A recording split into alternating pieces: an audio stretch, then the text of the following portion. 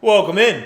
I am the Crypto Bull God, and this is All in the Charts. If you appreciate the content, make sure to hit the thumbs up button, drop me a comment, and click that bell icon for all notifications to know when I go live each and every single weekday. It is the ghost town of crypto Twitter. People are not very active on the crypto Twitter these days, and it's kind of comical to me because the moment that the market enters some sort of a short period of consolidation and correction within the market, the entire space just completely disappears, right? So we'll have to wait for momentum to pick back up until people start to, I guess, re-engage, right? I think everyone's YouTube channels has been taking hits, and it's just been a little bit of a ghost town. So we'll have to see how that changes over the coming months, but I hope everybody's been having a nice day. Of course, once my schedule does get back to normal, I will be live streaming around the same time every day. Right now, I'm just kind of have a little bit more time to myself between transitioning jobs, so some of the times that I'm live streaming are a little bit different. I figured I could also use this opportunity to experiment with different times to live stream, particularly on Tuesdays and Thursdays, to try to engage with TA Q&A with an audience that typically wouldn't be able to join at 5 p.m. Eastern Standard Time. So more to come there. But yeah, I had a really good day today. Not too much to say. I was out and about. Went to the beach for a little bit. And also, I'm tired. Yeah, also kind of entertaining the idea of fun fact. I'll share something with you here. So I have my own let's fucking go. I have my own financial aspirations for 2025. Who knows when it's going to happen, 25, 26, whenever, to buy a home. But in the meantime, I am renting, and so my lease is up. I just got a notice actually the other day. And I thought to myself,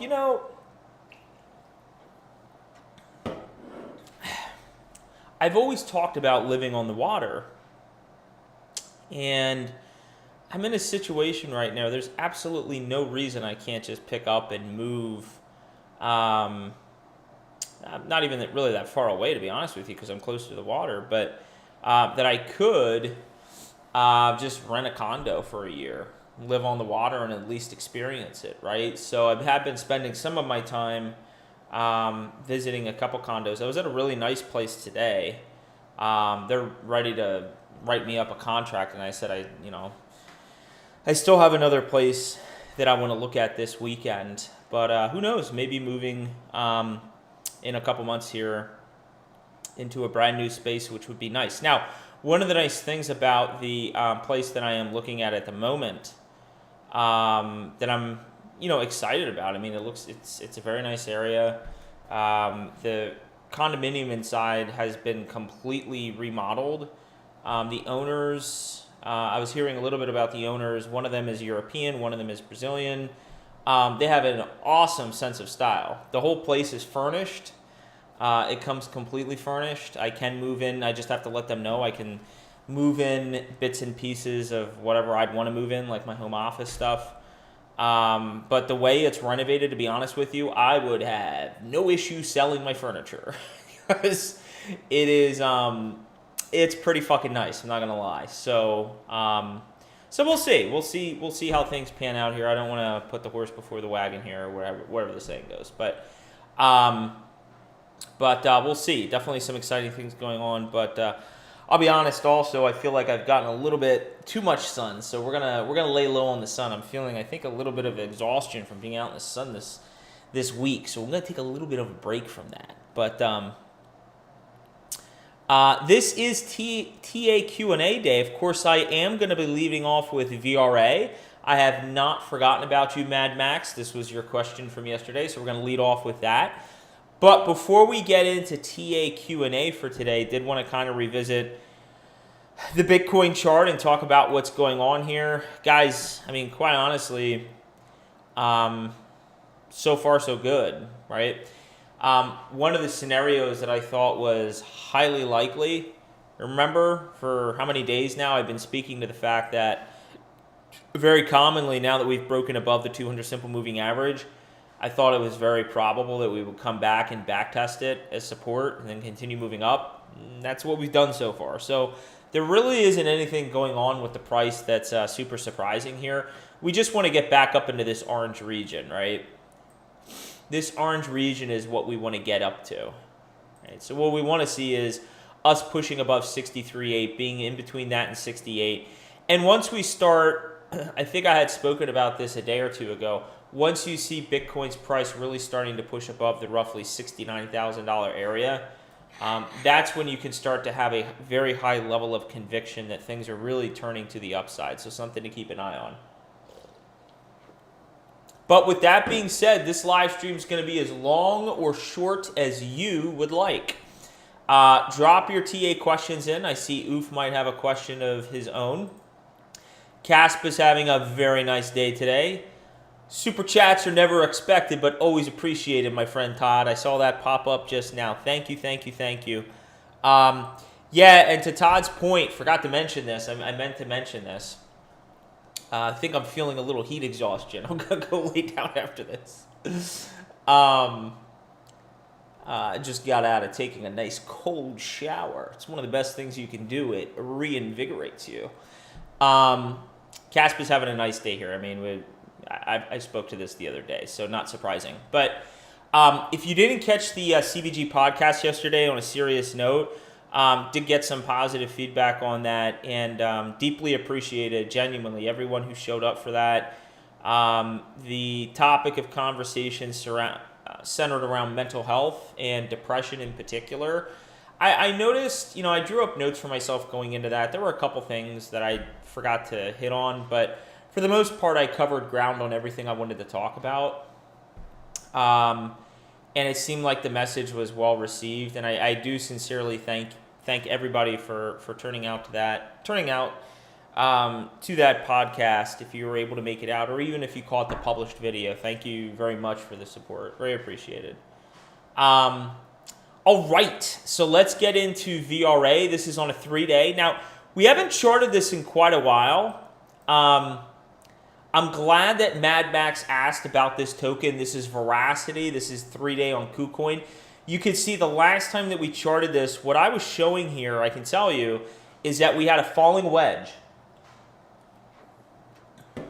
And given that the falling wedge started to break out here, this is the technical target. You just draw it from the widest point from the bottom to the top here where the pattern starts. And then you put that measured price point at the moment where price breaks out, right? So you can see the measured move was right here. Look where we hit. The measured move was right here. And we went just about up to there. Okay, 9.5 cents as compared to 9.2 cents. So in my opinion, this target was hit. So since then, you can see we've just had some consolidation. We formed another higher high. So what I love to see in this chart, kind of what I'm seeing in this chart, the way I would depict it to you, is first off, very good to see. We have 3 main higher lows coming into the chart right here. And we have 2 main higher highs, which is great to see. Now, the other thing that's really critical in this chart that's great to see right now is, well, I already hit on this. We have a higher low coming in relative to here. So, but this, this region right here is currently holding as support. You can see we've wicked down here a few times. Green is for support, red is for resistance. So the first thing we're going to need to do, now the nice thing is because we have all of this price data that we didn't, let me point that out to you.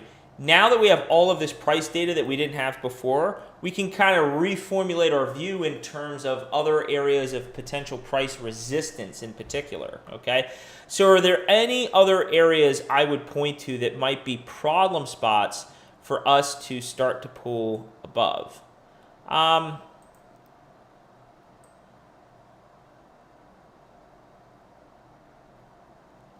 I kind of like that area right there. So here's another area of resistance at 7.4 cents. So we have 7.4 cents, 9.2, and excuse me, these are 0.74, 0.92, and 1 cent, which is also a psychological area. The next area really of resistance I would point to here, I don't want to get, I don't want to clutter the chart up too much. The next area of resistance is going to be this last swing high here at 1.6 cents. Okay. Once we start clearing 1.6 cents, I think the next natural question that we should ask ourselves is where we're going to run into resistance. Of course, I've mapped out 2 areas of resistance here as I look left, but I want to get a little bit more granular now that we're up here. So now that we're up within this region, I want to kind of assess other areas of confluence. So I would say about 2.8 cents would be another area, and I would keep it there. I don't want to get too cute. So 1.6 cents, 2.8 cents, 5.6 cents, and then 9 cents. But this chart is really turning around. I really like what I am seeing in the chart here, okay? Love the higher lows, love the higher highs. On the 3-day, let's look at the price indicators. RSI's back down. MACD is trying to flatten out and curl back up. And the stochastic RSI, I like the stochastic RSI. We have a bullish confirmation cross above 20. Now, the other thing to notice here, last thing before we get off this chart, Mad Max, I hope you appreciate the update. I know you can't join at the time that I'm live streaming today. I was happy you could show up on yesterday, actually. The other thing to note, in general, what we're showing here is you see the downward area of resistance, and actually the way I would prefer to draw this would be like this, because it better highlights what's going on, I can tell you that much. Now, we have a general downtrend, right? You see how we keep hitting this orange line? But because recently price has started to consolidate in here, we've broken this downward resistance, which is what you want to see. That's one indication that the momentum to the downside, just assessing price action, not even looking at the price indicators, because we don't have to, keep in mind, we don't have to break up to indicate to you that there is a potential trend reversal on the horizon to the upside. The other thing that price can do is do exactly what it's doing. It has stopped going down. It has stopped spiraling down, and instead what has happened is it sort of has formed this range, this floor in this range, and it's consolidating in here, and it's breaking the downward resistance, which is great to see. Commonly what you also see when something like this shows up is you do see bullish divergence on the RSI. So let's go to a lower time frame and just see real quick if we see something like that. Yeah, I mean, you begin to know what to look for in these charts. I mean, I called it perfectly in this case. Look, the RSI is increasing in value as price is stagnating and debatably actually going down just a little bit. So this is a great setup. So long as the market continues to trend in the direction that it is, which is up, I believe this thing's going to start pressing up towards 0.742 and above. So thank you for the question, Mad Max. Other questions? Looks like Oof is implying that he wants me to take a look at Wojak. Wojak! Did I tell you this, guys, yesterday? I don't think I told you this yesterday. Man, I was at the beach on Tuesday, and I have man hands, all right, from weightlifting. I don't wear gloves. Only pussies wear gloves. I use chalk, so I have some nice thick calluses on here that I do use this wonderful callus score to sand down. I do sand down the calluses. The ladies don't like rough hands. They do not like the rough hands at all. But I do have very gritty hands. But my feet apparently I have pussy feet apparently. Burned my feet on the sand and developed some blisters. So it's a little uncomfortable to walk right now. So I won't, I'll go to the gym, I'll have my shoes on, I really won't feel it. I guess I just get through my workout. And then at the end of my workout, I'm like, oh yeah, I feel that. That doesn't feel pleasant. So need to develop some tougher feet. I don't know what got me on that subject. Wojak. Let's take a look at Wojak. Come on, Oof. Don't give me some shitty chart. You didn't. This is looking nice. This is looking nice, son. I'm consolidating this thing on a weekly. We're going to zoom out a little bit here. I don't want to get into the daily or 3-day.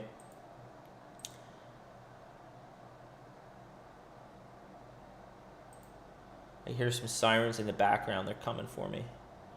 I've been found out. Nice area of resistance right here. Now, the thing I love about this chart, let me explain to you why. And I routinely do this. So when you guys ask me questions, I won't just come up here and chart it. I try to explain what's going on. I try to share things in a way that you're learning something. But I also like to generally comment on the chart. Is it a good chart? Is it a sexy chart? Is it a shitty chart? Is it a dumpster fire? In this case, I really, really like this chart. And the reason I like this chart is because, first off, this does not look like some sort of VC-backed pump where you're having price starting up here and then it comes way down and it's down here and then it has to build back up. This may be a fair launched. I don't know anything about this project. I'll have to look into it. But this could be some sort of a proof of work play here. But regardless, what I'm seeing here is a nice rounding bottom, okay? We come up here, we form a base. And it almost, quite honestly, it's not a cup and handle, but it almost looks that way. It almost looks like a cup and handle, and this is the handle here, ready to explode up. But to me, this is not a cup and handle, but it still is a beautiful chart because of the rounding formation and the fact that we came right up to here. Right up to here, and we almost came to the tippy top here, right? We got the higher highs, we got the higher lows coming in, right? A low down here, a low down here. Now, in terms of areas of support, let's talk about where we want price to stabilize and not go below. Well, I like that price is stabilizing right here. Green is for support, red is for resistance, right? I think I commented on my feet because it's uncomfortable to stand right now. I think that's why I made that comment. It looks like you can read how many decimals are there. You can figure that one out for yourself. But it looks like the 2.2 area here looks like a solid area of support that we'd want to see hold. Another clear area of resistance, clear as day to me, is right here at the 0.4. So right now what is happening essentially is, beyond the deviation that took place here, price is consolidating in here, which is great. I want to see us pop up to here. Maybe we get a little resistance. Now keep in mind, when we pop up to that area of resistance again, that 0.7, it's going to be weaker. We've already hit it 3 times on the weekly. Once, twice, thrice. Okay? So the 4th time we come up, in theory, this is going to be a lot weaker, and it should break on the 4th or 5th occurrence here. At least the probabilities are very high it's going to break. Okay? And then beyond that, my friend, you're just talking about all-time highs. And then it's a blue sky breakout, and it could go as high as you want. Another thing I would chart if I was looking at this personally, and again, I would have no expectations that indefinitely, it's a very unreasonable assumption to make that indefinitely this upwards trend line is going to hold for the extent of this chart going year over year. But you can by indicating, by drawing an ascending line of support like this, if price holds on that line, you can use it, number one, as an area of back test to potentially buy in to this opportunity, to this project. But 2, if it holds that upwards trend line, it's expressing a degree of strength regarding the relative movements up that it is making, okay? It doesn't mean that at some point when this breaks, because it will, that all of a sudden the price is falling apart. That's not what it's saying. But in generalities, if this trend line is holding, it's expressing a very strong trend upwards in price. And of course, price indicators are too early, but looking pretty sexy. Let's fucking go. Caspa is pumping. We just covered this the other day. Aaron Bellavista, thank you for the super chat. Very much appreciated. Caspa is having a hell of a few days here. I spent a great deal of time in a couple live streams talking about Caspa. I really don't have too much else to say. Aaron, if you didn't catch the live stream yesterday, make sure to check it out. I think I live streamed around 11:30, which I may end up doing again tomorrow. but I covered Caspa in great detail. Yesterday was Wednesday, and I think I covered Caspa on Monday as well. So I've done a lot of Caspa covering this week, so feel free to check out those live streams. Does anybody else have any TA questions for me? Because again, I'm here to... Now, I've seen a lot of excuse me, chatter on Twitter or X about WIF going down to $1, and I commented on this the other day. I don't see that in the charts. And again, if we do entertain a value that's anywhere near $1, we start breaking all the way down here, I would buy the fuck out of it personally. It would definitely change my view in terms of where I plan to put my capital, WIF versus render. If we start to get a major move down in WIF, I would view that as a tremendous buying opportunity. I just don't see it. I don't see it in the charts that we're going to get some sort of a strong move down. Other charts, I'm trying to think if there's one or two other charts. Guys, if you don't have any questions for me, we're going to call it a day and have a very short live stream. Solana is having some nice price movements up. Doge is recovering nice. Shiba Inu. H-bar's decent. Man, what the fuck happened to Chili's? There's one of those charts that definitely has not done what I expected. So if we look at Chili's, I haven't charted this one in a long time. What's this? Let's go to a 2-week. Chili's. Anybody here in Chili's? Man, it's just been a slow mover. This was in a broadening wedge, which is a bullish formation, but we can't chart that anymore. Well, I guess you technically could, because technically we've broken out of it, back tested. I don't know. I don't really think that's as valid anymore, to be honest. Just a slower mover. Is there anything in the chart here? Time for a tall, cold one. Cheers. I actually did. I had when I was out today, I was living life on the edge. I had a Michelob Ultra and a Coors Light. So I already had some beer today, so I'm good. I'm not drinking anymore. But I don't know. It's just kind of... There are a few projects I've charted for you guys and spoken to where they haven't done what I expected. I mean, I can think of some plays I've spoken to in the past that have sort of fallen apart. I told you guys Casper's been the biggest disappointment. Probably still is doing dick. Sushi Swap hasn't. Thing's done dick. Sushi Swap, our LLC is up nice. Sushi Swap. Harmony One chart has, man, I haven't taken a look at one in a while. Same with Mana. Of the Holy Crypto Trinity, H-bar definitely has been the strongest performer, but I mean Harmony One and Mana. Yeah, just, I mean, at some point this is gonna go, but it's just been abysmal, and it's also been dropping in market cap ranking too. I think this thing's all the way down at like 230 or something like that. Yeah, Mana. I think I saw Mana was already all the way down at like 40 cents. Yeah, it's not. Yeah, some of these projects just are not as strong as I would have thought they would have been. So, and that's the thing. You know, you give your best view on something, but as the price data starts to print, your view on things change. Got one more question coming in. Oof, thoughts on MSTR. Do I have a chart saved for that? I don't have any thoughts on it. We'll have to look at it.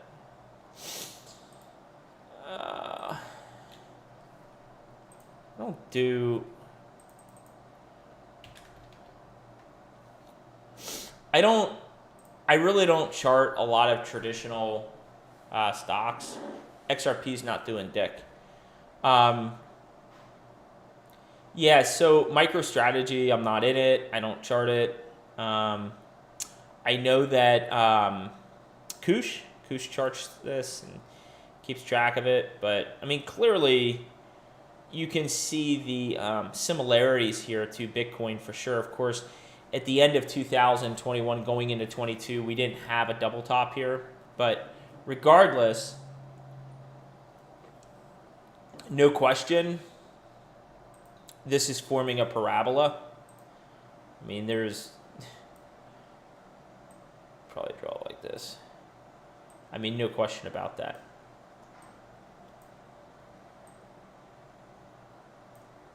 So, you know, where's the parabola going to end? We'll have to see. But my general thoughts on it, this is a 2-week chart.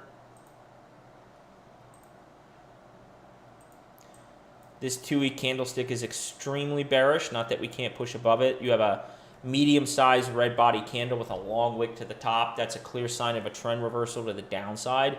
So we need something to come in to tell us we're going to continue going higher. Well, we got a green doji. The green doji is an indecision candle telling us prices to trying to decide what it wants to do. Current candlestick is too early to formulate a conclusion from. But what the green doji is telling you, let me show you what the green doji is telling you. This is me specifically just charting the green doji. You see how I'm showing this right at the wicks? So essentially what happened with this 2-week candlestick is here, it printed price action that extended within here, and it's telling you, what it's telling you in layman's terms is price, it wants to go above this 1400, it wants to go below 1000, and it just doesn't really know what it wants to do. Does it want to go below 1,000? Does it want to go above 1,400? So it's trying to decide what it wants to do. Now, if my view on the stock market is correct, ultimately we're going to go higher here. Right? This is not done, in my opinion. Now, could we go lower? There's no reason we couldn't go lower. There's no reason we couldn't come all the way down here or something. But in terms of areas of price confluence that I see on the chart, I'll just keep those lines there that I drew with that green indecision candle. It's called a doji candle. It's also called an indecision candle. Price is trying to figure out what it wants to do. I would draw an area of price confluence. I don't want to get too cute. Maybe like right there, around 730. Of course, if we go really low, we could go down to 500. I don't think we're going to go that low. But I think, you know, depending if there's some volatility in the market, there's no reason that MicroStrategy couldn't see. Again, this isn't me telling you this is what MicroStrategy is going to do. I'm just telling you it's not out of the realm of possibilities that you couldn't see price come down here and see some sort of wick in the $700 to $800 area before we recover and go up. You know, keep that perspective, guys. You still got all these higher lows coming in here. It's not the end of the world, right? In terms of resistance, I have it painted out for you. I mean, once we start to break above essentially $2,000, which is a psychological level, I wouldn't even look over here at this price level at 3,000. I mean, essentially, it's not technically because there is price data to the left, but essentially it's a blue sky breakout, right? And the reason I say that is because even though we can look left, right? Even though we can look left, in this case, the reason I'm discounting these two candlesticks is simply because they're only two candlesticks. I mean, if you want, you know, we can say, well, the all-time high is at, maybe we double top at 3,300. But I don't know. I wouldn't put a lot of weight on it because there's really only two candlesticks up here. In fact, I'd probably draw it more like this so you get more price confluence at least. But I think once we break $2,000, it's not technically a blue sky breakout, but it is essentially a blue sky breakout. So we'll have to see. That is what I'm seeing in the chart for MicroStrategy, guys. Of course, the price indicators. All right, guys. That's all I got. Question coming in on SPY. We looked at that the other day. Oof. Looks good. Do you think we top by the end of the summer this time? So what I would say to you, Oof, is same comments that I echoed about crypto. The primary view from a timing perspective of things topping in generalities within the first half of this year is still very much on the table. Whether that's June or July, it's still a possibility. But we'll have to see how May comes in. If May comes in as sort of an indecision month, this could very well extend into the end of this year, early next year. And that's why one of the things that I'm really trying to get you guys to focus on is, and I know you're talking about the S&P, but keep in mind, I don't think the S&P and crypto are going to top let's just say Bitcoin. I don't think Bitcoin and the S&P are going to top extremely different from one another timing-wise, right? That's my view. And that's why I really want your emphasis to be on this video. I'm far less concerned about whatever I've mentioned to you about timing. I'm far less concerned about whatever price ranges I think are reasonable for Bitcoin to top out at. I'm a lot more focused on what I'm looking at unbiasedly. Handful of those 5 indicators, or I guess there's 6, whatever, 5, 6 indicators, that when the majority of those are flashing green, it's just logical to sell out. Make no mistake, I'm not going to be selling the top of the market for any of these projects. Are you kidding me? Like, hear the words coming out of my mouth. I'm not going to be able to sell the exact top.